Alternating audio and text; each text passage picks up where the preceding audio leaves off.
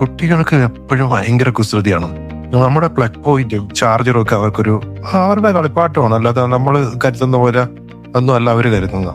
പക്ഷേ ഒരു ചെറിയതായിട്ട് അവരുടെ കുഞ്ഞു വിരല് അതിന്റെ എവിടെയെങ്കിലും മെറ്റൽ പാർട്ടുകൾ എവിടെയെങ്കിലും തട്ടാനായാലും അത് ഷോക്ക് ഏക്കാൻ കാരണമാവും.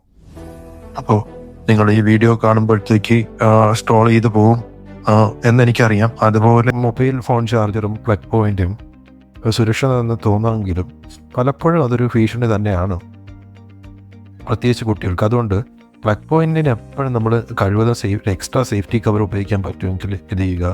ചാർജർ അത് കളിപ്പാട്ടത്തിൻ്റെ ആയാൽ പോലും അത് അവർക്ക് എത്താത്ത ദൂരത്ത് സൂക്ഷിക്കുക. കുട്ടികൾക്ക് വൈദ്യുതിയിൽ നിന്ന് തൊട്ടാൽ ഷോക്ക് ഏൽക്കുമെന്ന് എങ്ങനെയെങ്കിലും പറഞ്ഞ് മനസ്സിലാക്കുക, പഠിപ്പിക്കാൻ ശ്രമിക്കുക, ഒരു അപകടമാണെന്ന് മനസ്സിലാക്കുക.